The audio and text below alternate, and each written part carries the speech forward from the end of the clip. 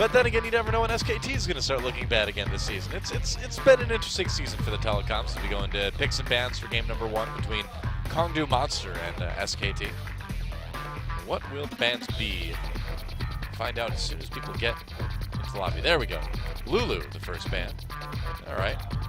Despite the nerf, they still don't want to let Faker take that one. Yeah, I wouldn't either. It's been really core to SKTelecom's compositions. Nidalee will be banned. At least they have an Nidalee player now. They don't have to ban it on blue side any longer, like they did when Benki was part of the team. True. Nidalee and Poppy banned out on the SKTelecom side. Crush has been pretty good on Nidalee this season. Definitely his best champion. Not surprised they are taking it out of the pool. The Lissandra, of course. So what they're doing, what Kongdoo is doing is they're taking away the champions that Faker likes to play to protect Bang. Yeah. They have needed Bang to be, a lot of that damage this season. Corki banned away as well. Another popular Faker pick. Spring, and there's a Varus ban. Okay. They took away some of the hard engage with the Lissandra onto the Varus. Kindred may be the first pick here, and indeed it will be, so really prioritizing that jungler, but there's Kalista available. I know, they give Kalista to Bang. I feel like that's going to be Kalista Azir. I feel like it's a very risky move to give those over to SKT. Don't have to be worried about blank. You can still play Gragas. Yep, very true. Yeah, and maybe they'll just leave the Kalista up. I don't know, maybe Alistar Kalista instead. Okay, they probably think that they're getting baited into Kalista by a Jhin pick from Soul because he is a good Jhin player. That's true. That's true. So Alistar is here, picked by SKTelecom, over to Kongdoo Monster again. Problem with taking that Jhin is that in lane swaps he's horribly slow at killing turrets and can really mess up your tempo. Obviously in lane he's dominant, but to get in lane swap situations, it is like a bit of a 50-50 with that Jhin as to how that laning phase is going to go. You're either going to win hard or lose hard. Yep. So with the mid pick known over on the SKTelecom side, Kongdoo doesn't really need to hide it for any reason. They could pick that LeBlanc right now. Edge probably fancies his chances after seeing how BDD did against Faker in this exact matchup. Yeah. Edge is not BDD. Truer words were never spoken. It's very true. So Sivir Maokai seems reasonable. That's going to be the pickups for this round. So just some solid stuff there. Yeah, you have to take the Sivir away. It's been the go-to AD carry, but they are going to go for the Kalista now. Notice that they wait until they see the AD carry for that to actually come out. And Graves still available. They can build a front line, put Duke on a tank. Maokai obviously still up. Nautilus still up. They'll be fine. Pretty standard for SKT. Basically, they've been playing compositions that are Kalista, Azir, Lulu mid with multiple AD carries, Bang and Blank, and then playing tanks at support and top. Right. So looks like support and mid lane still need to be picked up for Kongdoo. So I don't think it's going to be Braum Trundle. Probably not, I think. Unless you're going to run like a mid lane Maokai or something. No, it would be the LeBlanc. Yeah. Makes the most sense. Maokai Braum. Or LeBlanc Braum. Okay. Edge has only played one LeBlanc game this season.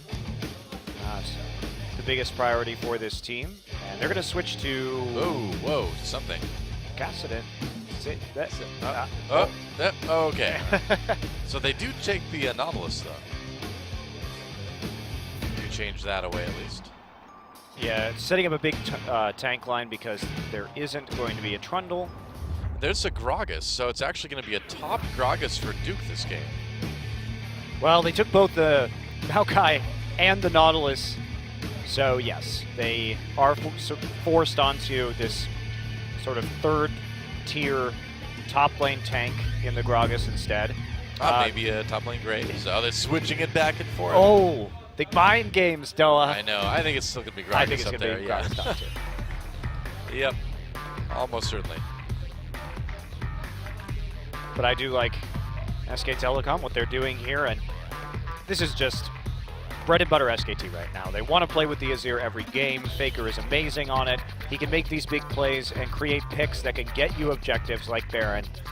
If you get anywhere close to him, his Azir skills have improved massively since last year. A Wolf looks like he's about ready to fall asleep at the keyboard there. I mean, I know it's Kongdoo Monster, but come on, man. You know, the only reason why the Grox is good is because they first picked the Kindred. So they also have a few ways, lots of ways. Headbutt, Emperor's Divide, Explosive Cast to remove people from on top of the Kindred ultimate, so that's going to be a nice little bonus for them. Kongdoo, this is a good pick composition, but they're not going to have the same late-game team fighting punch that SKTelecom is going to have with that LeBlanc in the mid lane. Just not going to contribute as much to team fights as the Azir will. The big question is, can they handle SKTelecom? Let's get in the game and find out.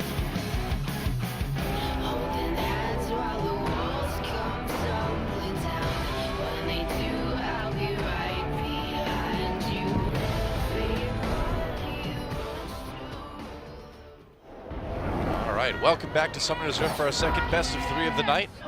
It's going to be SKTelecom versus Kongdoo Monster. SKTelecom searching for what they hope will be an easy 2-0 in tonight's match, but Kongdoo have shown that they've got a shot against some of these better teams. They've had some good games off and on. This is only going to be Blank's second game on Graves, which seems a little weird because you think about Blank as a player and you're like, of course he plays Graves, but only one game. Professionally on it. They've just liked the Gragas, Nidalee, Elise, and Kindred more for him. I guess so. But I do think it makes sense with this style of composition to, of course, play the Graves. Pretty slow start though. Looks like it will be the it looks like a lane swap, but it looks like they might get standard lanes. SKTelecom sending their bot lane up there too. Okay. SKT should be quite happy with this, and they are going to do that delayed invade onto the Gromp. Just do a little check. See what's going on. Gugur is gonna Oh, Wolf needs to be careful here. Gets stunned. Here comes Kalista, though, to help out. They're going for it. They really are, yeah. Wow, they forced a flash just for that exhaust. Man. I'm really concerned. Gugur also took quite a bit of damage from that blue buff. Weird response from Kongdoo. They had the drop right there. I was going to say, do you think the flash was warranted, really? No. Weird. Oh, good start for Bang and Wolf, I guess. Yeah, excellent. Oh, I don't know if that's worth it, Gugur. They're not level 2 yet, so it'll be I guess hard for them to actually finish off that. There's not a lot of risk. Got Grassy with the Riptide. I have not seen that LeBlanc skin before. Yeah, that's like a new one. I don't know what it's called, though. Flower Bug Queen LeBlanc. There we go, I've named it. Normally you have better names for skins than that. Sparkle Bug LeBlanc. Sparkle Bug, there we go. Sparkle Bug. Perfect. I'm sure everybody would want a skin called Sparkle Bug LeBlanc. Hey, the history of League of Legends? Yeah, pretty much. So the last time we saw this matchup, Faker played very aggressively in the first few levels, as we're seeing right now. He's actually going to take an early recall, probably get another Doran's Ring, and continue to fight his way forward. It did cost him, though. He did die to a gank as he overcommitted to some harassment and got pushed way too far in front. He may have learned his lesson. Level 3, second Doran's Ring, and a pink ward. Yeah, I'm playing a little bit safer. Which is nice to see out of Faker. Is it? That's not why I love Faker. I mean, the thing is if he plays safer in like the first few levels, he's going to be able to go all in even harder at 6. That's the idea. I like Faker asserting his dominance. Well, he's doing that. I need him to be the alpha mid laner, Doa. He's got the lane pushed up. He's asserting his dominance. He's just not overdoing his dominance. You don't want to overdo the dominance. I disagree. Is there such thing as overdoing the dominance? I think Faker might get a little bit destroyed here. Well, or not. I shouldn't have even said it. Did have to use both his summoners, though. And I doubt it. Edge also going to have to use both his summoners to get out of that situation. Meanwhile, well then, Runic Bulwark here to provide some healing. Along with Alistair shouting healthy. Still not sure how that one works. Feel better! Oh, Crush gets really low with a little bit of jungle invading from Blank. They can really push the limit there on that. There we go, headbutt pulverize onto Cougar, taking some damage. That's going to be a big rend. It is. Nearly finishes Cougar off. Soul does have Summoner Heal. Didn't elect to use it. Yeah, Cougar saw his flash up, so they weren't going to all in on that, but right. Deal quite a bit of damage, and Blank now asserting his dominance over Kongdoo Monster's jungle. It's been pretty amazing to see sort of the transformation of Blank after looking so bad for so many games they played him in the early start of the season. Then he just did nothing. Take him, yeah, exactly. They take him to IM. He's like a whole different jungler. He's been good since then too. It's that international confidence boost, I guess. Oh, that's a buff only Korean players can receive. I know, he's like, see, Blank, teams aren't that hard outside of Korea. And he's like, wow, I feel so much better now. International confidence boost worked really badly for TSN. That's not much of a boost there, yeah. I'm curious to see how Duke is going to do on this top Gragas. It's not exactly something we've seen him play. Actually, don't know how. It's been a while since top Gragas was in the meta. I can check and see if Duke has any experience. Yeah, he hasn't played it yet this season at all. No, definitely not. This is actually the first non-Africa top Gragas that we've seen. Right. Faker certainly asserting his dominance. He's got Duke a big has CS lead. Duke has 4 games all time on Gragas. Okay, I thought so. He is 3-1. Okay. But it was quite some time ago that Gragas broke the wilds at the top lane. Or the bottom lane. Or the bottom lane. He actually went for a corrupting potion this game. Huh. I'm curious what's going to happen, because in China they've been playing with Rod of Ages Gragas in top lane. There's a lot more top lane Gragas in the LPL than there is in Korea at the moment. That's for sure. They've got that weird Ixu does like go full tank Gragas. They've got that weird Gragas portrait over in China. Oh, that is really weird. Doesn't look anything like the character. It's like let's use some Gragas fan art. Only his head is really tiny. China, I don't know why China is like the one country to have different splash art. That is strange, and none of it's good either. Oh, the Tarek one's pretty good. I don't know. I think it's all pretty much worse than the official, quote-unquote official riot. No, the Tarek one is. The Tarek one is good. Good for like a good reason, though. He's fabulous. That is true. But I mean, just in the way that they're rendered, too, just speaking from like an artistic skill standpoint, they're much lower than what we've got in other regions, I think. I'm really hammering the Chinese splash art here, but it's true, I call like I see it. I need to put that art major to use somehow. I've got a degree, I need to critique this. It's my one purpose in life now, to critique art on the Riot broadcast right now. Shit, I'll start a YouTube series. Do that too. Critiquing the splash art.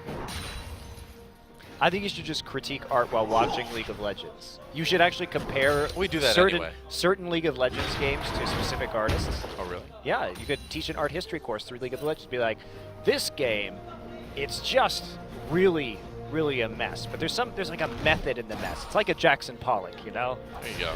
It's instinctual. It's instinctual, but it's ordered. It's ordered chaos. See, that sounds like Team Anarchy last year. You know?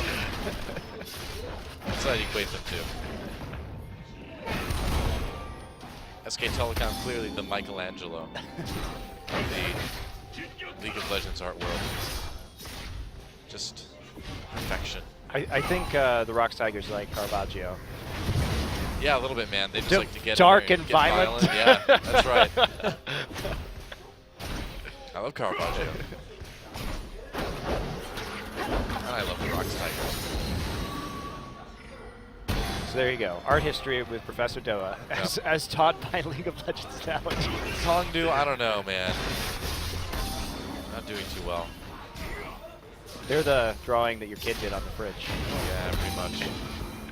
Or like the modern art that just makes no sense. Everything's, you see an entire exhibit and it's all titled Untitled, and you have to go like read this piece of paper by the wall, and it's like, it's all about what you think of it. It's like, oh, Really? So you made this, but you didn't really say anything with it? Okay, well, whatever. I guess that's what you do. Don't get me started on modern. Welcome to the glory of post-modernity, though. This is the only time I'll really be as mean as Monte Cristo. I found what tilts him, everybody. Modern art. Please tweet all your best modern art to @GGDoa on Twitter, because he will look at it. Yeah, or just to send me a blank image and call it a Rothko. Yeah, that works too. Would it be a black image? Or just pick a color. It doesn't even matter. Just make it a square. Yeah, it's all about what you think of it. I'll tell you what I think of it. It's terrible.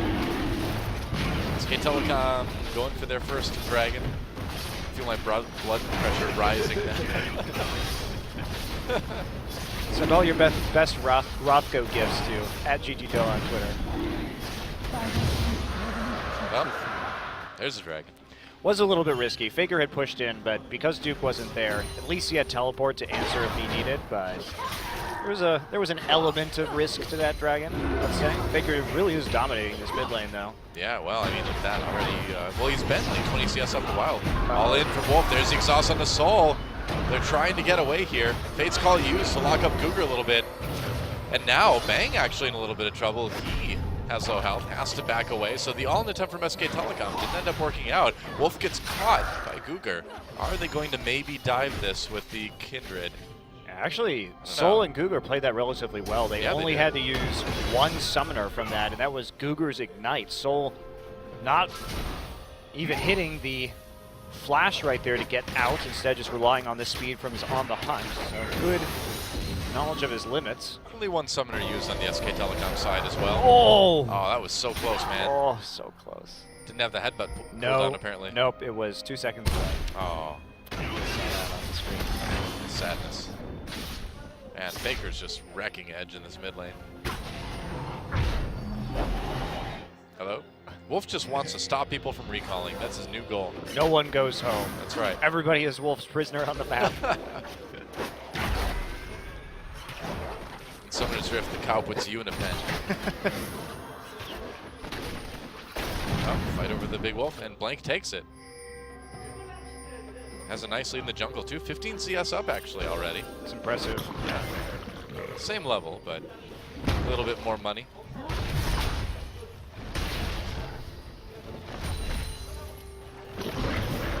Meanwhile, Duke is a little bit behind Hippo. Yeah, but, I mean, it's just Spirit Visage, tank wars. Everybody trying to heal off their passives. Yep, doesn't really matter too much. Not much exciting is going to happen around here. These guys are just going to serve as initiators later in the game. They're basically just like big minions. The lanes are just pushing against each other. They are the minions. How thoroughly exciting that we're back into a tank top lane meta. Oh, yeah. I totally didn't enjoy all that Fiora we had. Yeah, or like the Riven. top Quinn or Graves. No, that's no fun. Give me tank versus tank any day. Well, Doa, do I have a patch for you? I know, right? It's called patch 6.6. Well, it's here now. And so are the tanks. Let's buff Maokai, even though he was already seeing professional play in substantial amounts. Clearly. It's getting close to Arbor Day. You mean it's getting close to the release of the Maokai skin? I think that's what you mean. Ah, that could also be part of it, too. Tricky. Clever. Well, Faker takes some damage from Edge. But not a whole lot to worry about there. Meanwhile, support versus support. Just like tank versus tank. They are tanks. Only they're supports. They're tank supports. Support tanks, it's true. Goodbye, Pink Ward. We hardly knew ye. Did you need to know the Pink Ward? Nope. He wasn't a very exciting guy. He just sat there in that brush his entire life. He didn't right. have a lot of worldly experience, stories to tell you. No. Just like a student that goes to art college but never leaves the town that they go to school in. You know, displays in the gallery that their friend runs. Doesn't push themselves. You didn't do that. Just like a Pink Ward. No. You went to adventuring in Korea. That's right. Because I realized I'd rather have art be a hobby instead of a career. just fun. Well, not so much fun for Soul. Gets exhausted, flashes away. Nice response from Wolf coming in with that Fate's Call. Blank on the side there. Teleport coming in though for Kongdoo. Soul staying alive with the Kindred ult for the moment, but not in the end. First blood goes over to Blank. Responding kill comes in from Kongdoo. Wolf on his own gets a two-man pulverize that allows Blank to get a little bit more damage in. Just barely enough to finish off Cougar. And that's a double kill for Blank. Faker, yeah, coming in. He just saved Blank and Wolf with the Ember's Divide coming in through the Baron pit. By Hippo. Eventually. Okay, and that's an ace. Almost for SKTelecom. Edge, I guess, managed to escape somehow, but...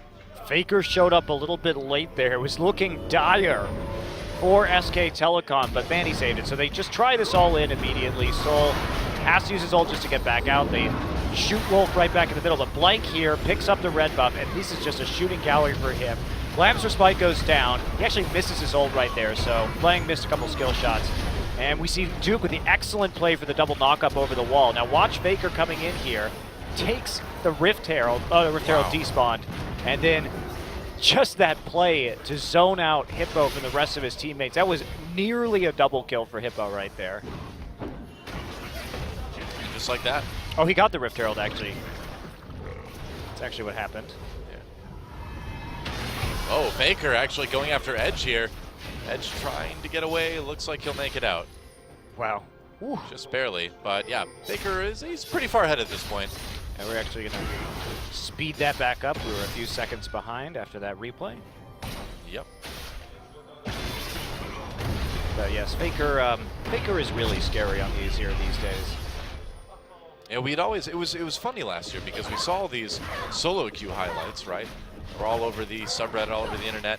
And when he played it competitively, it didn't look that great, but lately it's been pretty different. He's been playing the Azir differently. He plays for picks, and he can get picks from so far away. These solo kills or shove you right into his team that if you are defending a lane and you are by yourself and Faker is within 1,000 units of you, you are not safe. Yeah. You will get killed. Speaking of not safe, that turret is going to get taken down by SKTelecom. Hippo can't really do much about it. No, he can't. If he tried to go in, he would just get ulted by Faker. Rift Herald was taken by Kongdoo Monster. Bang takes the bottom lane turret, so just like that, SKTelecom really starting to open up this gold lead. Blank working on the second dragon at the same time.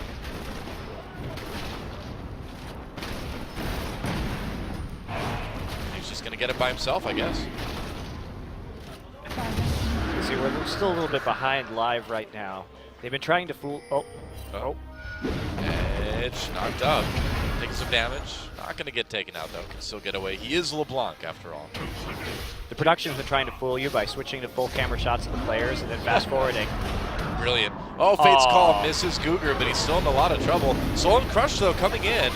Going to get the kill onto Cougar, and the rest of Kongdoo has to run for it. Yep, this one's starting to snowball a bit, isn't it?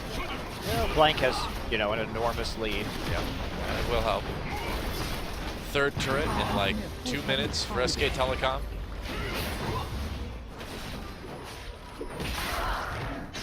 They're just going to continue to rock Kongdoo Monster pretty hard, it seems like. It does appear that way. Yep. Rocking is commencing. That's right. So Duke going to be going for the Iceborne Gauntlet this game. A little more crowd control when he gets in there with his body slam. Always nice. Is it always nice to get body slammed by Gragas? I don't know. Wouldn't you like a chilly body slam? Not really. I'd give you one later. That's okay. It's warming up in Korea, though. Well, I'll just have to cover myself in ice then. Baker got a little bit too far forward. Has to flash away and use that Emperor's Divide. Oopsie. Oh, nice explosive cast onto Hippo. Bang right there with the damage. Hippo twists advance in there. He's going to flash away. Gets back under turret. But look who's waiting for him. It's Wolf, but he's a cow. It's a cow wolf, and it's a kill for Duke. His first of the game. Is it a cow? Is it a wolf? I don't know. It's confusing. That's why Hippo died. Hippo cows. No, wait. Cougar. Whoa! Collateral damage nearly did the trick there.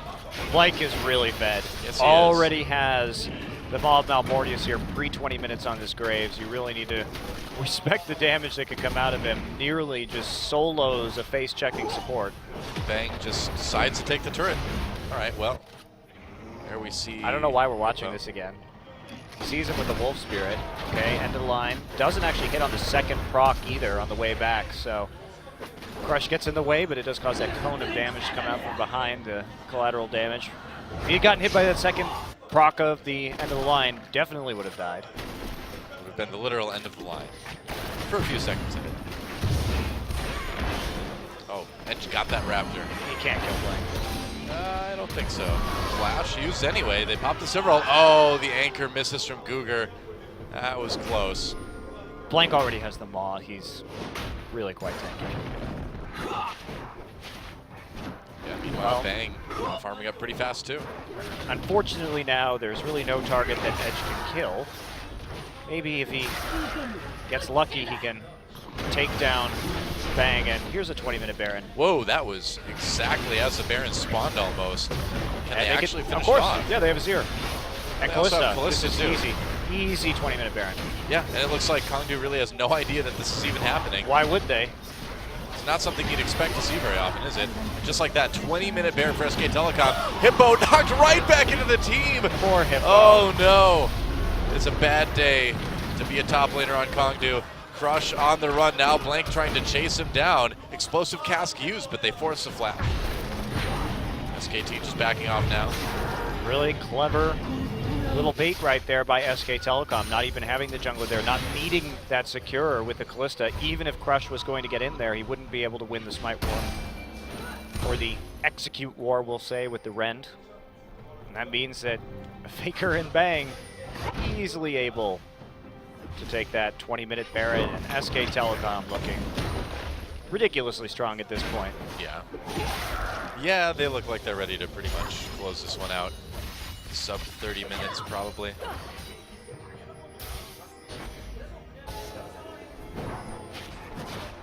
And, I mean, it's really not too surprising, is it? What's nice to see, though, is SKTelecom playing things very, very tight, you know? They're not looking sloppy in this game, despite playing a, you know, objectively weak opponent. Looking good.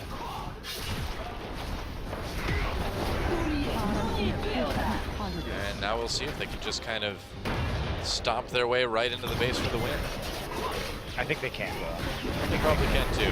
Wolf comes in, a little bit of damage onto Crush. Nice explosive cask. CC gets the lamps respite off anyway. Turret's already down. Edge caught on the bottom of the fight. Crush runs away, gets hit with the collateral damage. Emperor's Divide pushes Hippo right back into the team again. And yep, I think this is going to be the end of game one. Engage was gorgeous from SKT. They timed the Gragas engage with the actual turret destruction so that Kindred was launched to them precisely when the turret went down, and while Kindred was away from the team to get the lamps respite out without healing anybody else. Yeah. Beautiful. Pretty awesome stuff. Stop for a few more kills. Looks like Blank finally fell on the end, but either way, it's an easy win for SKTelecom in game one. 22.5 minutes. SKTelecom are so good at closing games when they get an advantage. Yeah, they certainly are. It's got to be one of the fastest games of the season. Absolutely it is. Incredibly fast. Really well played by SKT, obviously. Man. Blank had another great game, but everybody really fulfilling their role, and that's what's scary about SKT. If you can't punch them in the mouth early, they know how to play these team compositions because they've been focusing on just a few of them, and they can play their win conditions out so very well, nearly perfectly. Yeah, and again, it's a big deal for SKTelecom to get a 2-0 in this match. It would tie them with KT Rolster in terms of match score and game score. Yeah, absolutely huge. They're on their way. On their way to number 2, Doa. That's right. Well, it's a lot like spring of last year, isn't it? It is actually quite similar. It is. When we come back, we'll see if Kongdoo Monster can do anything to stop the rampage that SKTelecom has brought to the Yongsan Esports Stadium tonight. I don't think they can, though. I would tend to agree. Well, we'll see. Back after this with Game 2, guys. Don't go anywhere.